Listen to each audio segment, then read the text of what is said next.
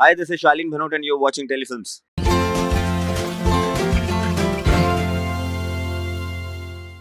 welcome to Telefilms. You are Hi. looking super Thank you cool, so much. super hot. What do Thank you. क्या कहना चाहोगे आज पहली बार spot किया है बिग बॉस के घर के बाहर and tell us something about your shoot today. मैं बस मुझे पता नहीं मैं क्या शूट कर रहा हूँ अभी फिलहाल. मैं अभी फ्लोर पे जाऊंगा, डायरेक्टर से मिलूंगा, मैं समझूंगा कि क्या है. But I am really excited to do whatever I am doing and super excited कि मैं धरती पे लैंड कर गया हूँ और लोगों से मिल रहा हूँ और आप लोगों से मिल रहा हूँ जिनसे मैं इतना इंतजार कर रहा था मिलने के लिए. वो आप लोग थे क्योंकि आप लोग वो जरिया थे कि मैं पूरे हिंदुस्तान तक पहुंच सकता और आप लोगों की वजह से मैं पहुंचा. पूरे हिंदुस्तान का प्यार मुझे मोहब्बत मिली है तो फिलहाल तो मैं बहुत बहुत बहुत खुश हूँ और बस लिव कर रहा हूँ. हर एक सेकंड लिव कर रहा हूँ कि अच्छा मैं यहाँ पे हूँ और बहुत सारे अच्छे अच्छे सुंदर सुंदर चेहरे दिख रहा हूँ. मुझे बड़ा मजा आ रहा है. शालीन एक क्वालिटी मुझे आपकी जो बिग बॉस की जर्नी में नजर आई थी हाँ. वो थी कि जिस तरह आपका रियल गेम है, जिस तरह आप रियल रहते हो उसी तरह आपने उस गेम को खेला टास्क के अलावा. अ, अ, तो मैं आपसे जानना चाहूँगा किस तरह से आपकी जर्नी रही. अगर जर्नी में अगर आपको डिस्क्राइब करना हो तो किस तरह आप डिस्क्राइब करोगे. मैं आपको बताऊं, ये मैंने बहुत बार बोला था और सेकंड हफ्ते से मैं ये चीज़ बोल रहा था सबको. सेकंड थर्ड वीक में मेरी ये बात होनी चालू हुई थी कि यहाँ पे सबके लिए जो अंदर थे उनके लिए ये जो बिग बॉस था वो गेम था. मेरे लिए कभी गेम नहीं था ये. बिग बॉस के अंदर कुछ टास्क होते थे और वो गेम थे.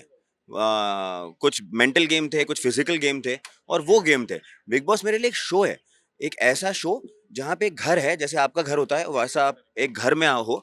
जो बिग बॉस का घर है, आप किसी के घर पे गए हो और आपको वहाँ पे घर को भी संभालना है, अपने आप को भी संभालना है और अपने आसपास जितने लोग हैं आप उनको उनको भी संभालना है. तो मेरे लिए इतना ही था और मैंने इसीलिए शायद इतना एंजॉय किया वो शो और इतना अच्छा लगा मुझे क्योंकि मैंने बिल्कुल वास्तविकता में जिया मैं कि यार हाँ ये जी रहा हूँ. अच्छा एक रोटी कम है, चल आधी आधी करके खा लेते हैं, जैसे हम अपने दोस्तों के साथ में करते हैं, परिवार के साथ में खाते हैं कि यार तू खा, नहीं नहीं तू खा, नहीं नहीं बेटे भाई तू खा.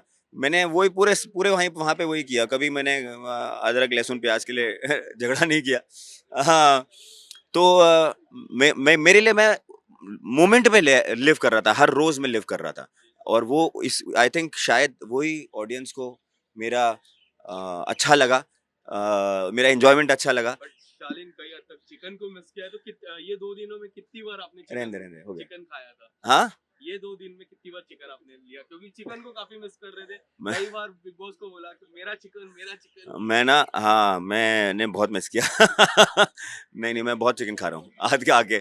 बट ऑफ कोर्स मेरी एक डाइटरी नीड थी वो और हाँ, मैंने उस चीज़ को बहुत अच्छे में मजाक में लिया अपने ऊपर. बट एक डाइटरी नीड है और वो कभी ज़्यादा मिल जाती थी, कभी मिल जाती थी, कभी नहीं मिलती थी. तो जब से मैं आया हूँ तब से मैं वापस अपने चिकन पे हूँ. हाँ. मंडली को लेके you never been into that मंडली. हाँ. काफी लोग चाहते थे, फैंस काफी चाहते थे जब आप घर के अंदर थे. Shaleen you should play on the mandali side, you will go. क्या था thought process. Have you ever thought I should be in the mandali part. कभी ऐसा थॉट नहीं नहीं नहीं मैं इनफैक्ट मुझे बहुत अच्छा लगता था कि वो मंडली को देख के मुझे बहुत खुशी होती थी उनके लिए क्योंकि वो लोग ऐसे थे कि वो एक दूसरे का ख्याल रखते थे. एक परिवार के जैसा था वो.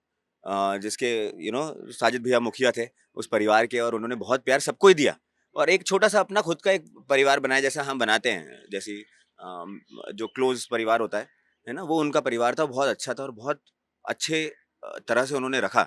रही बात मेरी मंडली को ज्वाइन करने की, वो कभी भी ऐसा हुआ नहीं क्योंकि मैं खुद नहीं चाहता था. मैं ऐसा इंसान हूँ कि मैं सबके साथ में एक सब मेरे लिए बराबर है ना. जब आप ऐसा एक ग्रुप में जाते हो तो आप फिर एक को दूसरे से अलग व्यवहार करते हो, है ना.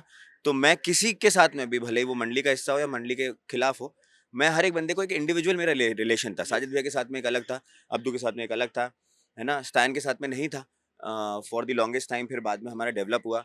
शिव के साथ में भी नहीं था, बीच में दोस्ती भी थी हमारी, नहीं भी थी. तो एक एक मेरा सबके साथ में अलग अलग रिश्ता था और वो मुझे प्यारा था.